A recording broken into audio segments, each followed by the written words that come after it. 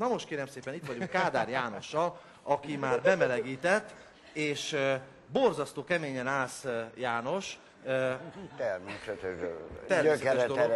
Gyökeret eresztettél. Én azt hallottam, hogy neked vannak példaképeid, és ennek megfelelően a példaképeidről te neveket is alkottál magadnak. Megtudhatjuk, hogy mik ezek? Jackie Chan, Charles Bronson. Van valami művész neved? Szőke cigány.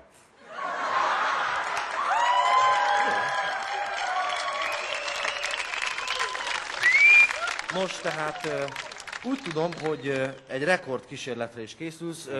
Röviden akkor ugye arról beszéltünk, hogy kúp-cserepet, illetve nem kúp-cserepet fogsz történni, de mi lesz ez a rekord dolog, amit majd Hát láthatunk? idáig 4 törtem, most 5. Egyszerű, tehát azt gondolom, hogy ennek így kell lenni. Tehát ha valaki idáig 4-et tört, akkor most törjön 5-öt. Én azt hiszem, hogy téged magadra hagylak. Segítek egy kicsit az adrenalint felturbozni akkor, amikor így szólok hozzád, hogy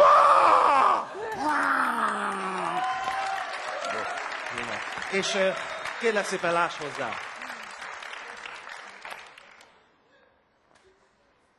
Kedves hölgyeim és tisztelt uraim! Ez a kúpcseré pár másodpercen belül darabokká fog menni. Sajnálom, hogy baleset éri, de meg kell, hogy történjen. Nem kell sírni. Akinek gyenge az idegrendszere... Pillanat. Egy pillanat.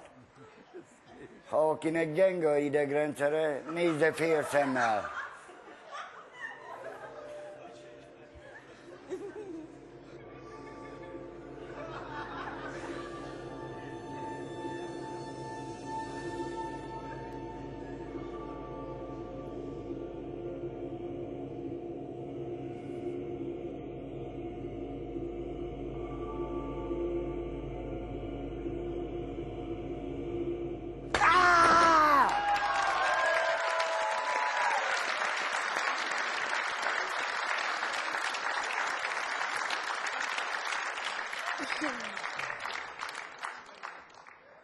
Kicsit folyik a véred, de Nem baj, nincs semmi baj. gond. Kérünk gyorsan egy zsebkendőt?